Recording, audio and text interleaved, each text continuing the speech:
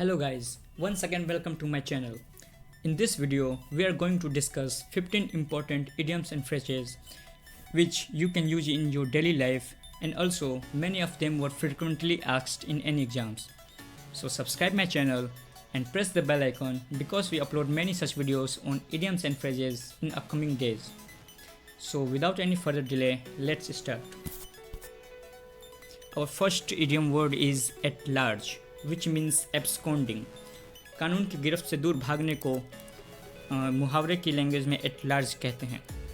Many terrorists are at large and posing serious threats to the security of India. बहुत से terrorist कानून की गिरफ्त से अब भी दूर हैं और भारत की सुरक्षा के लिए बहुत ही बड़ा खतरा बने हुए हैं. तो आई होप आप क्लियर हो गया होगा. So the next one is at loggerheads, to be at strife. शत्रुता की अवस्था में होने पर इसे लॉगर हेड्स कहते हैं. एग्जाम्पल देखते हैं. Congress is always at logger heads with the BJP. Congress हमेशा से ही बीजेपी के साथ शत्रुता की अवस्था में रहता है. या इसे ऐसे भी ले लें कि बीजेपी हमेशा कांग्रेस के साथ शत्रुता की अवस्था में रहता है क्योंकि दोनों ही अपोजिंग पार्टीज हैं, एक दूसरे के खिलाफ चुनाव लड़ते हैं. तो इस तरह के कंडीशन को एट लॉगर हेड्स कहते हैं. Next one is bid defiance, to defy. किसी चीज़ की अवज्ञा करना या अवहेलना करना किसी नियम को, उसे बिड डिफाइंस कहते हैं. एग्जाम्पल देखते हैं. The army is bidding defines by going against the government. Army सरकार के खिलाफ जाकर अवज्ञा कर रही है, मतलब नियमों की अवज्ञा कर रही है. Okay, so the next one is carat and stick policy, reward and punishment policy. इनाम और सज़ा की पॉलिसी को कैरेट एंड स्टिक पॉलिसी कहते हैं. मतलब अच्छे काम करने पे आपको इनाम दिया जाए और अगर काम आपने अच्छा काम नहीं किया तो आपको सज़ा भी हो सकती है. एग्जाम्पल देखते हैं. The multinational companies adopt carrot and stick policy to get maximum output. MNC companies carrot और स्टिक पॉलिसी का यूज़ करती हैं. मतलब जो अभी मैंने बताया कि अच्छे काम करेंगे तो आपको इनाम दिए जाएंगे और अच्छे काम नहीं किए गए तो आपको नौकरी से निकाल देते हैं. तो वो ऐसा इसलिए करते हैं क्योंकि आपके बीच में कंपटीशन बढ़े और आप मैक्सिमम आउटपुट दे सकें. ओके, तो carrot and stick policy clear हो गया होगा आपको. So next one is cool one's heels, to be kept waiting. किसी को इंतज़ार कराया जाने को to keep cool one's heels कहते हैं. We set down and cool our heels for the minister who didn't turn up. हम बैठ के उस मंत्री के लिए इंतज़ार करते हैं जो हमसे अंततः मिले भी नहीं. तो सिंपल सा मीनिंग है कि जब किसी चीज़ के लिए आप इंतज़ार करते हैं तो उसको आप यूज़ कर सकते हैं to cool one's heels. Okay, so the next one is cross one's mind, to occur to oneself. किसी चीज़ का अचानक से दिमाग में आना, किसी आइडिया का या किसी भी इंसिडेंट का, जब आप कुछ कर रहे हो या आराम कर रहे हो तो उसे टू क्रॉस वंस माइंड, मतलब अचानक दिमाग में आपके वो पुरानी बात आ गई या कोई आइडिया आ गया. एग्जाम्पल देखते हैं. I was resting when suddenly a new idea crossed my mind. मैं आराम कर रहा था तभी मेरे दिमाग में एक नया आइडिया आया. मतलब एक नया आइडिया आपके दिमाग में उस समय आ गया तो उसे क्रॉस वंस माइंड कहते हैं. Next one is down and out, which means lacking funds, resources और प्रोस्पेक्टस. संपदा या फंड्स की कमी को डाउन एंड आउट कहते हैं.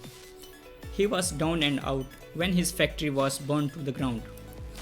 जब उसकी फैक्ट्री बुरी तरीके से जल गई तब उसके पास फंड्स की या संपदा की कमी थी. जाहिर सी बात है, फैक्ट्री जली है तो संपदा की कमी तो होगी ही, फंड्स लैक होंगे आपके. तो इस तरह के सिचुएशन को इंडिकेट करने के लिए आप डाउन एंड आउट यूज़ कर सकते हैं word. So the next one is ducks and drakes, which means to waste money. पैसे बर्बाद करने को डक्स एंड ड्रैग्स कहते हैं. I cannot allow you to play ducks and drakes with my hard-earned money.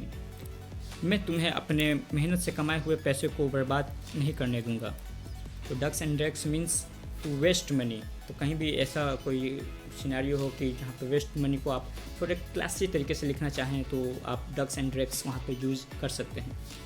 Okay, moving to the next one which is wool gathering, to engage in fanciful day dreaming.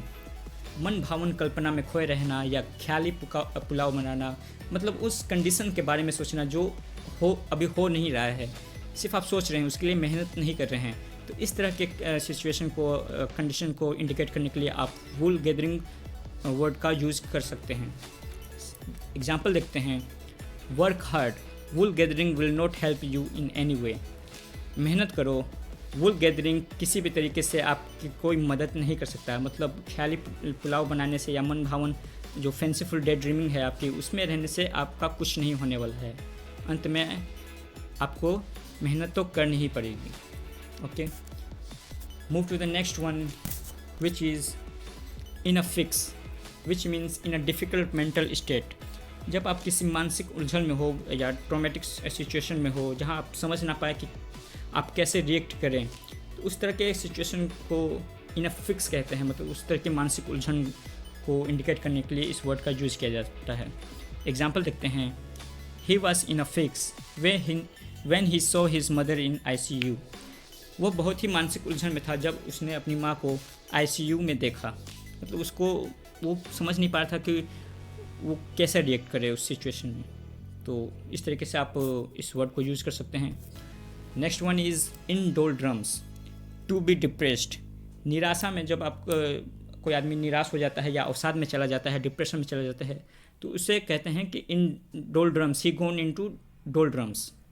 Example देखते हैं, he was found in doldrums when he could not succeed even in his third attempt. जब वो अपने तीसरे प्रयास में भी असफल हो गया तब वह डिप्रेशन में चला गया, अवसाद में चला गया। तो डोल्ड्रम्स का मीनिंग यहाँ पे निराशा से या अवसाद से है। Next one is to keep at bay, to keep someone at distance. किसी चीज़ को अपने से दूर रखने को कीपिंग एट बे कहते हैं। एग्जाम्पल देखते हैं, he held the police at bay with a gun for several hours. उसने बंदूक की सहायता से पुलिस को अपने से कई घंटों तक दूर रखा, मतलब पुलिस को अपने पास नहीं आने दिया, अपने को गिरफ्तार नहीं होने दिया।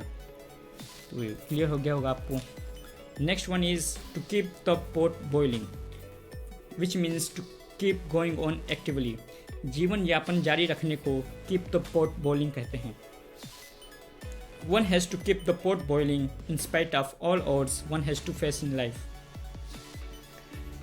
किसी भी व्यक्ति को ज़िंदगी में चाहे कितने भी आपके कठिनाइयाँ क्यों ना हो, उसको अपना जीवन यापन जारी रखना पड़ता है। जीवन यापन मीन्स आप जो आपका खाना रहना, भले हर किसी में के जीवन में कठिनाई का समय आता है, बट ये चीज़ें चलती रहनी चाहिए, यानी जीवन यापन जारी रखना चाहिए। और इसी चीज़ को इडियम्स के रूप में कीप द पॉट बॉइलिंग कहते हैं। Okay, move to the next one which is to kill the fat calf for, which means to arrange a lavish reception for someone. किसी भी चीज़ का धूमधाम से स्वागत करने को किल द फैट कैल्फ कहते हैं।